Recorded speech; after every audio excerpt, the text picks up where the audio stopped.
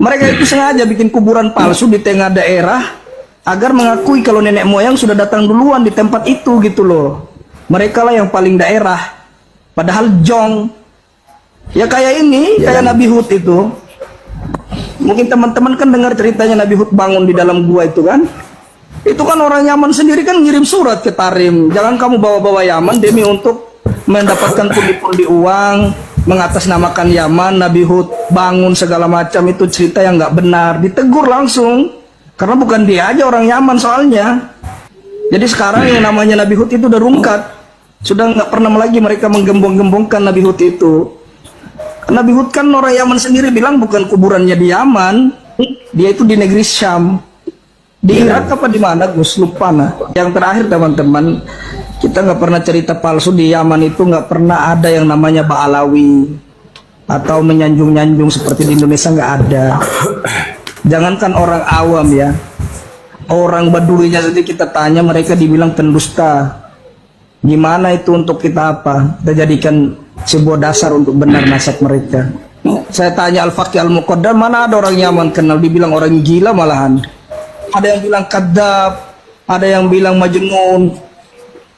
Yang mau diapain gitu loh. Ya kan? Kalau masalah Jelas sudah kan, itu kesaksian dari mahasiswa Indonesia yang kuliah di Yaman. Kenapa Pak Alwi itu getol ya, bikin makam-makam palsu yang bertuliskan Kabeh. Ya biar mereka itu dianggap, diakui bahwa golongan mereka itu paling awal loh datang di Nusantara atau menjadi cikal bakalnya tanah di mana dia berada. Pesan moralnya seperti itu.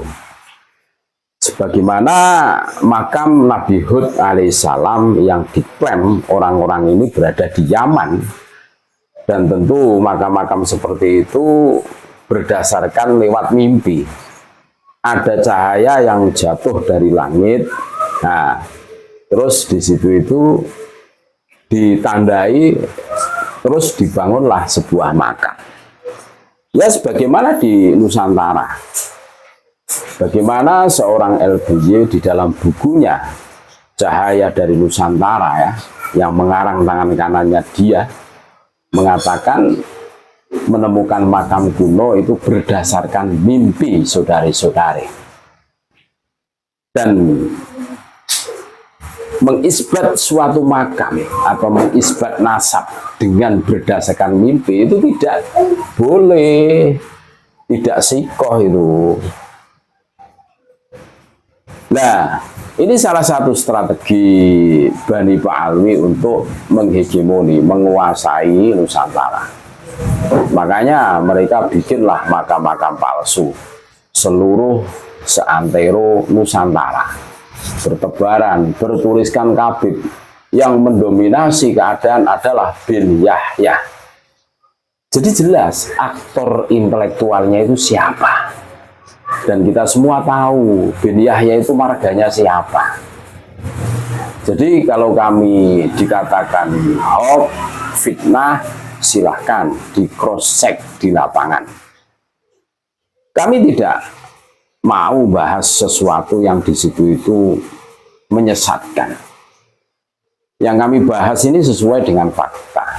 Termasuk ini mahasiswa dari Indonesia yang kuliah di Yaman ini mengatakan jelas sekali, dan ini hari ini kita merasakan sesuai dengan yang ada di Indonesia.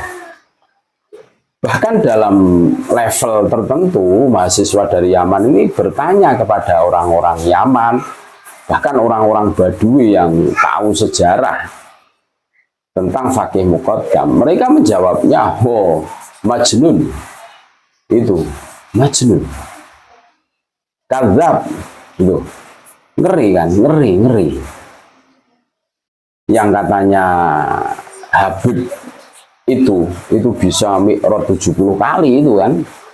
Nah ternyata mereka pun tidak mengakui, orang Yaman itu tidak mengakui. Sekali lagi istilah Habib itu adanya cuma di Indonesia, saudara-saudaraku semua. Di Yaman tempat asal muasalnya mereka itu tidak ada Habib. Jelas kan? Jelas. Dan di Indonesia pun yang percaya bahwa Khabib itu dzurriyyah Nabi, itu ya orang-orang NU saja. Selainnya NU mana mungkin percaya, tidak mungkin.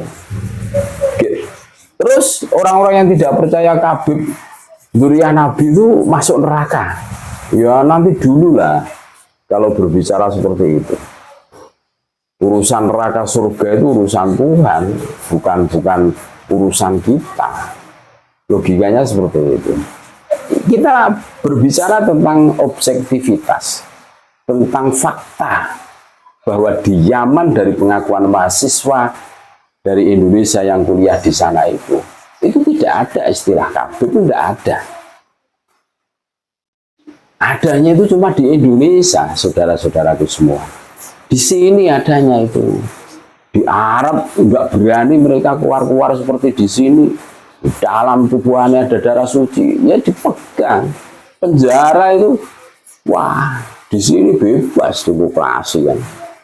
Tetapi kebebasan yang diberikan pemerintahan Indonesia ini disalahartikan oleh mereka, sehingga mereka itu menganggap orang Indonesia itu bodoh-bodoh semua, mudah dikelabui, mudah dibohongi, mudah diperintah ke sana kemari, dihasut. Oh, nanti dulu kalau urusan menjaga negara kesatuan Republik Indonesia, siapapun orangnya tentu akan sepakat untuk berprinsip memegang prinsip ini, bahwa kita hidup di sini, kita mati di sini, kita harus menjaga selalu negara kesatuan Republik Indonesia dari para pembelokan sejarah, para pembelok-pembelok sejarah itu. Tentu kita tidak rela seumpama anak cucu kita makan sejarah bohong yang dibikin oleh Khabib Dobolowi. Nah, ini tugas kita bareng-bareng, ini tugas kita bersama. Jadi fakta-fakta yang sudah terjadi, yang memberi bukti kepada kita semua bagaimana kesini perilaku Khabib ini sama persis dengan apa yang diceritakan mahasiswa asal Indonesia yang kuliah di Yaman, yang di situ mengatakan bahwa pola mereka itu ya rajin sekali bikin makam palsu. Terus di situ diarahkan mementingkan atau mengunggulkan golongan mereka saja. Nah, ini tentu menjadi perhatian khusus. Berarti ada visi misi jangka panjang, kecuali visi misinya bikin makam palsu itu adalah cuan. Akan tetapi kalau kita biarkan hari ini makam palsu bertebaran di seantero Nusantara, tentu anak cucu kita akan makan sejarah bohong buatan mereka. Mereka tidak usah kita suruh dan disuruh Khabib untuk mengatakan bahwa cikal bakal tanah ini adalah Khabib. Pada saat muncul nama makam Khabib, tentu 20-30 tahun yang akan datang, generasi muda kita akan mengakuinya. Generasi kita yang akan datang tentu mengamini bahwa yang berjasa di Nusantara adalah Khabib. Tentu ini pembelokan sejarah untuk jangka panjang. Narasi-narasi yang dibangun Khabib ini harus kita lawan, harus kita luruskan. Jangan sampai generasi kita yang akan datang ini makan sejarah bohong buatan Khabib Dobolowi ini. Terima kasih. Itulah kesaksian dari mahasiswa asal Indonesia yang kuliah di Yaman, saudara-saudaraku. Tetap NKRI harga mati, Nusantara milik kita. Assalamualaikum warahmatullahi wabarakatuh.